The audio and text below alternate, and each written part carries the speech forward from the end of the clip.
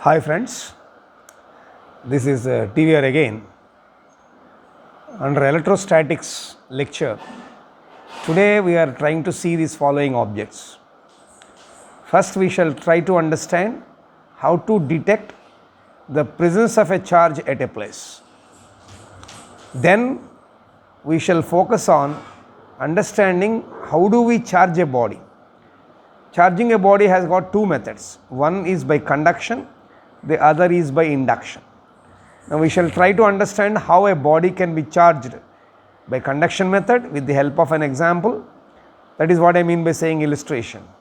And also how to charge a body by means of another process called induction with the help of an example. And then we will come to the concept of what is meant by quantization of charge. This is a very crucial important part is available in this, what is known as quantization of charge. And then we will go to two important properties related to charge, namely additivity of a charge. What is meant by additive properties of a charge, we will try to understand. And then we will focus on understanding what is meant by conservation of charge. So these are the basic objectives which we shall try to focus and understand in this video. We will try to cover as many as possible. If necessary, we will go for another video. Okay. Let us start with the first example of how to detect the presence of a charge. To detect the presence of a charge, a popular experiment is being conducted, which we studied, might have been heard in lower classes, something called gold leaf electroscope experiments. So what is this experiment? What type of instrument is going to be used? And what are its parts and how it is being carried out, we will try to see. So we will see the parts first. So we will take a glass jar. So something like that we will take. This is, we can call it as a glass jar. And then we take cork stripper, something like this, to close this.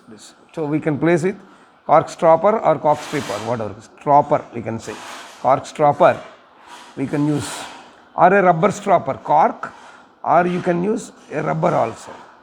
With this we will try to close this jar, and then we will take a metal rod, something like a metal rod also we will use. And then we can also take a metal disc, something like this, which is charged. Positive charge are used. So a metal disc is being taken, and then we will take two important things, two extremely thin gold or copper foils. Two extremely thin gold or copper foils. Leaves, foils, or you can also call them as leaves. You can have a leaf shape or you can have a strip shape. So gold leaves or gold foils will be taken. And we also take two tin foils. Why these tin foils are required? It is to increase the sensitivity of the instrument. So these are the parts of the gold leaf electroscope experiment. I am again repeating, in the experiment basic aim is to see whether charge exists or not, because it is not visible. So you have to find out the method in which presence of a charge can be found. So we take a glass jar which is evacuated from air and other things. Through exhaust pump we will take out the air inside. To close this glass jar we take a cork or a rubber strip, we will take a metallic rod, and also we will take a metal disc apart from these 3 or 4, we also take 2 extremely thin gold or copper leaves or copper foils. In addition to them, we also take 2 tin foils or tin leaf coatings, tin strips we can say, which will be used to increase the sensitivity of the entire instrument. So, these are the parts of the instrument. Now, we will see the experimental setup. Now, let us understand this setup. Now, the glass jar is kept here.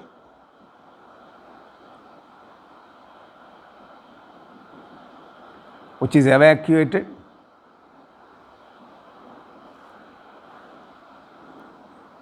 And this is closed by our cork strapper. In this, we keep that metallic rod. This is metallic rod.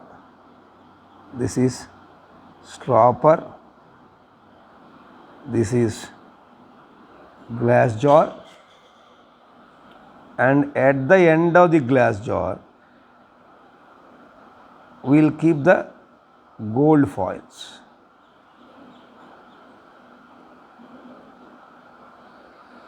And here I talked about 2 tin foils to increase the sensitivity of the instruments. So, tin coated foils will be pasted opposite to them on either side of the jar edges. This is our 2 tin foils. Now, this glass jar is a little bit extended and the metal disc is placed here.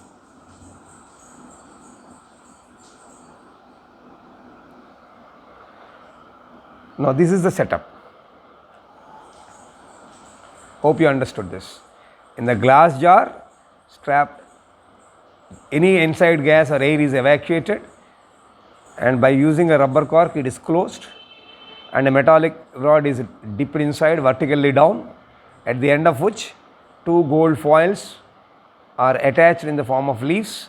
On either extreme end side of them, 2 tin foils are coated here on either side of the glass jar, and above you have a metal disc attached which is to be charged. Now, take a charged body.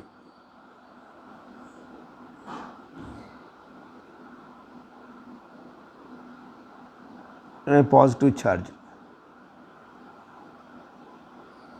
This is charged body. Now, when you bring a charged body here, this rod gets charged and this charge gets down through the metal rod downwards, and these 2 foils, gold foils, if you take, originally they are like this. Now, this positive charge, if the charge inside accumulates on these foils, both gets positive charge on either side, so it repels. So, therefore, the leaves get repelled like this. So, these leaves here, they spread on this side and this side. So, the leaves get spread like this. There is a repulsion here, which indicates that there is a charge inside. Similar charge is there, therefore, both sides same charge got accumulated, and because of the force of repulsion, both gold leaves get separated like this. That means there is a force of repulsion. So, here what we have to remember is a very small thing. These gold leaves you have taken, these 2 are important thing you have to understand is extremely thin is the word we have used. Extremely thin conducting material. Gold is a very good conductor. Conducting foils they are. That means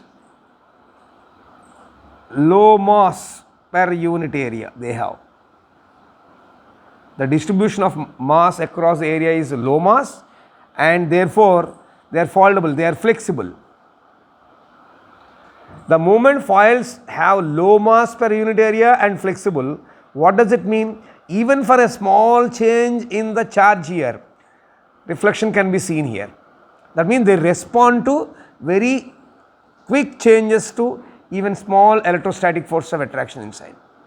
Instead of gold foils, you can use aluminum foils also. So when you touch a metallic disc with the charged rod, through the metal rod, same charge is transferred to the leaves, because the leaves are accumulating same charge on either side. As I said earlier, they both diverge.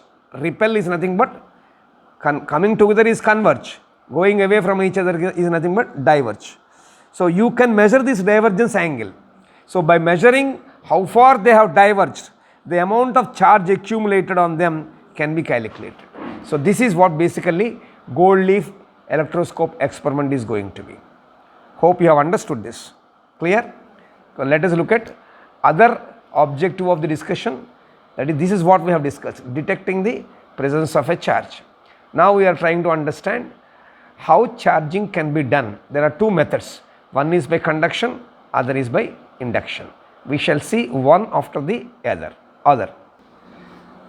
Now, charging by conduction means body can be charged by putting it in contact with another charged body. This body I am talking about is originally uncharged, remember. An uncharged body can be charged by putting it in contact with another charged body. There are two different methods in this again. Directly you can contact can be established. Indirectly you can use by means of a conductor. So two bodies you can take. One is an uncharged body, the other is a charged body. So make uncharged body to be in contact with the charged body, that is direct contact. The other one is connect these charged and uncharged bodies by means of a copper wire or a conducting material. For example, I have taken a sphere. This I call it as uncharged body. I will make into contact with a charged body. So the moment I have established a physical contact between these two, charge from here is slowly transferred to this uncharged body until equilibrium comes. This is what is meant by direct contact. Now let us see by means of a conductor. It's very simple. You have an uncharged body, you have a charged body, both are not in contact now. So you can use a wire or a conductor. With the help of a conductor or used as a wire, you can make them to be in touch, contacting each other, charge from this body to this body get transferred. So this is how body can be charged using the method called charging by conduction. This process is called charging by conduction. Hope you understood this. So having explained the gold leaf electroscope experiment to detect the presence of a charge, just now I have explained how a body can be charged using a method called conduction. In conduction again you have a direct contact method and another one is an indirect contact method. In either case there is a physical contact, that is called charging by conduction. Now we shall try to understand how a body can be charged by means of another method of charging known as induction. Illustration means explanation with an example. Now we shall try to understand induction now. Now induction means no contact between bodies. Bodies are not in physical contact with each other. Then how the charging can take place? So what happens is, the charged body you are using, it will try to impart some of its charge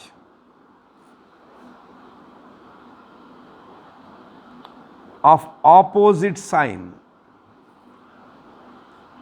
on to another body.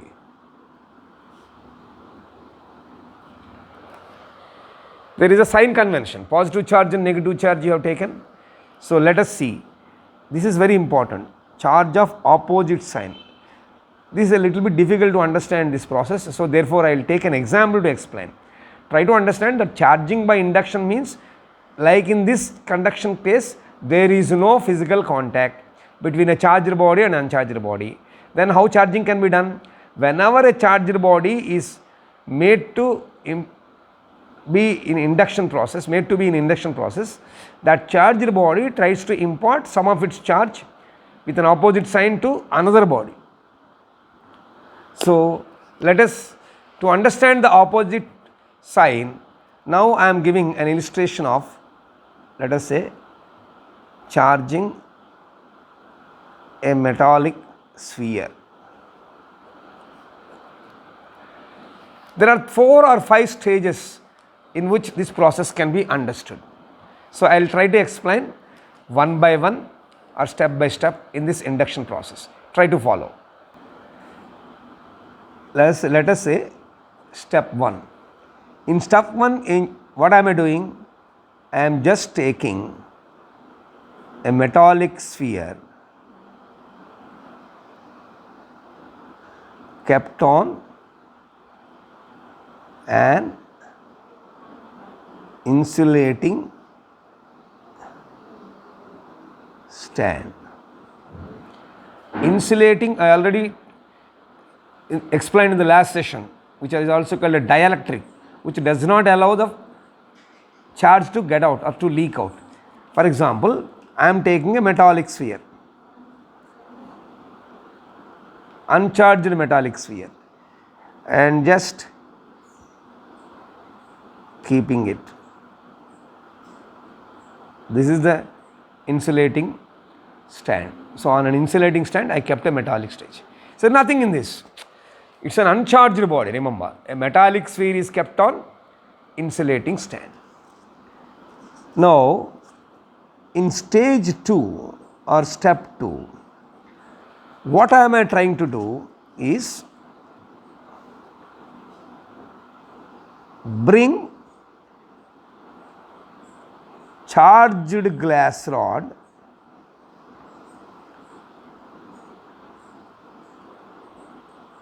near this uncharged sphere. So to this,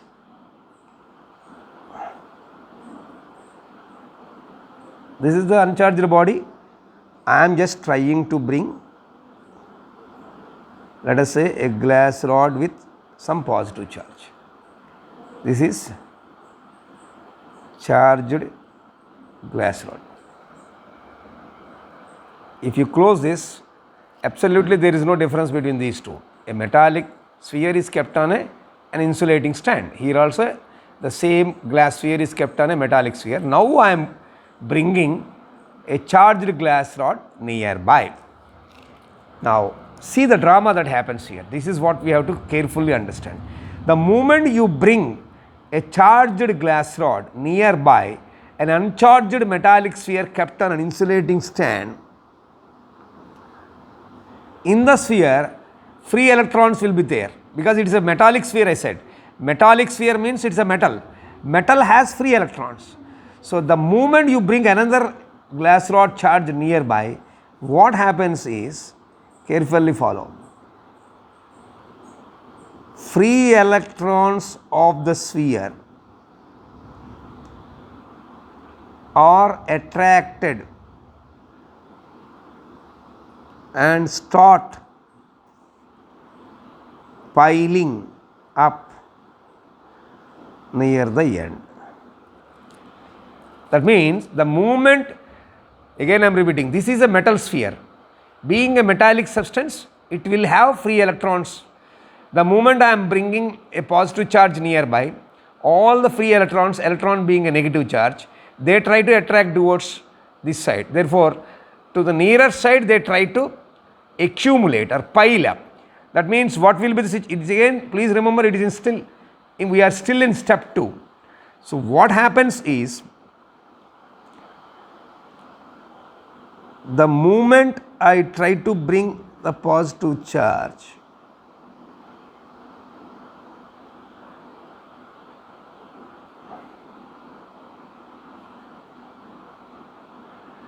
this is an insulating strand, the electrons will be accumulated to this side. All electrons will be accumulated to this end. So all the free electrons in the metal sphere are trying to come nearby towards this in this end. So what will happen now? This end becomes negative end. Understood? Because majority of the electrons are accumulated here. This is step 2 only. Now the moment it becomes negative end, what will happen to the other end in the same stage? Let us observe. Now this is what I said, negative end. The moment this side negative, all the negative electrons are accumulated, what happens immediately is the farther end, that means this is the farther end for this, the farther end of the sphere automatically becomes positive end. That means all plus charges get separated here. Got the point? Now observe one important thing. Here in the second stage, first stage is simple, it's kept on insulating table only, insulating stand only. Now the moment you bring a glass rod, charge gets separated, which is called polarization or polarity. So being a positive charge you brought nearby, free electrons of the metal are trying to get separated and they try to accumulate to this side to be attracted. So all negative side charge is developed on one end, hence this end becomes negative. The moment this side becomes negative, naturally that side should become positive. That is what exactly happening here. So if this end is negative, the farther end of the sphere automatically becoming positive end. That means this process is called redistribution of charges.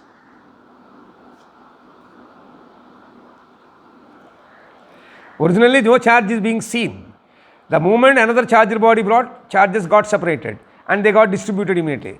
This redistribution of charges inside the sphere, please remember, it is an instantaneous process. You can't observe the actual process, you can only see the result. Instantaneously, immediately the charges get redistributed. Charges takes place and stops. What is stops? The moment total charge is distributed, total number of positive charge gets accumulated to one side, total negative charge is distributed to other side. That means it is coming to a balanced stage. That is what I mean by saying stop. This instantaneous process stops automatically. It starts automatically and also stops automatically. This is step 2. Let us look at step 3. What is step 3?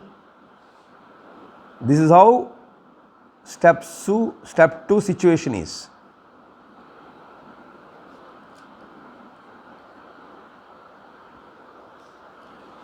Now what you will do in step 3 is ground the sphere.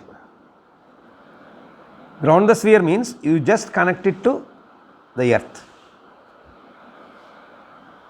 The moment you ground it to earth by means of a wire, what happens? All the electrons flow from ground to the sphere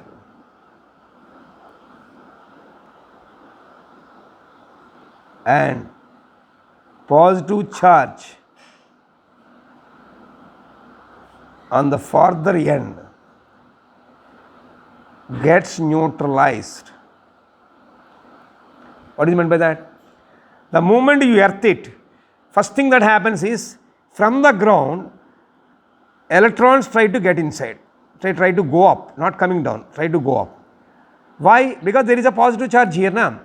So the total amount of positive charge is being neutralized by the upcoming electrons. So from the ground, all the electrons will flow up and they try to pair up with this positive charge. That means entire positive charge gets vanished. So that is what is meant by all the electrons flow from the ground to the sphere and positive charge on the farthing end gets neutralized. When positive charge gets neutralized, what will happen? The negative charge at the near end to the glass rod, I mean, near end of sphere remains bound there itself. That means entire positive charge will go. That means your sphere is like this. Now only you have grounded. So only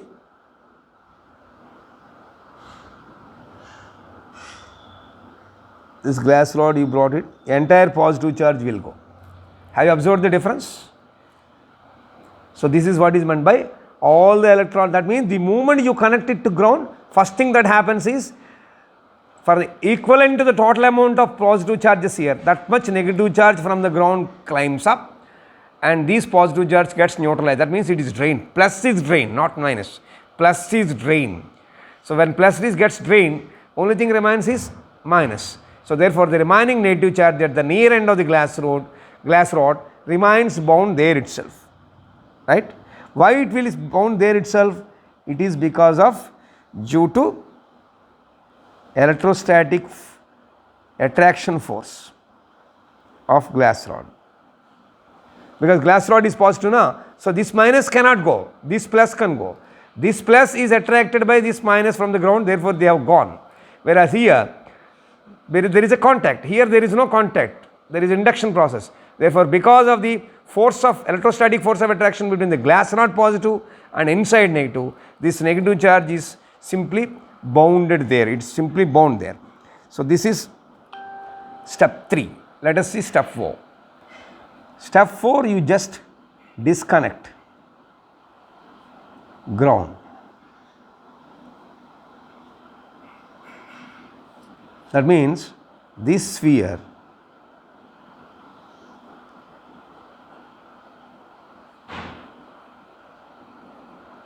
is brought to normal stage. So ground is eliminated. So what happens here, the moment you disconnect the ground, what happens is total negative charge inside sphere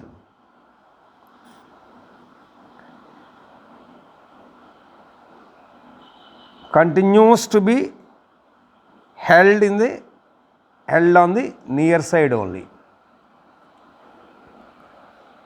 Carefully observe what I have said, what I have explained just now. The moment you disconnect the ground connection, the total negative charge inside the sphere, it continues to be kept here only because of the electrostatic force of attraction between the outside positively charged glass rod. These negative charge is being held then and there only. Clear? Now I will go to step 5. Now what am I doing in my step 5 is, I am just removing glass rod. This I am removing. That means my sphere is like this. This rod I am taking out. The originally the charge is like this. And here I am just taking. The moment I take out, automatically this entire negative charge spreads uniformly across. The moment I took out the glass rod, the charge gets distributed. That means the negative charge spreads uniformly over the sphere. So this is what we have to understand. Okay, right? So you can use, instead of negative charge, positive charge, you can use negative glass rod also. That means you can use negative of charges rod, so that sphere can be positively charged. Here, using a glass rod which is positive, sphere is negatively charged. Instead, you take a negatively charged glass rod, sphere becomes positively charged. This is what is the process of charge by induction process. Charging of a sphere by induction process. Okay. So as a conclusion, if you see the objectives, this object we have seen, we detected the presence of a charge, and then charge by conduction I have explained. Now charge by induction also I have explained. In the next session, we shall see the other parts of the objectives. Okay. Take care of yourself. Bye.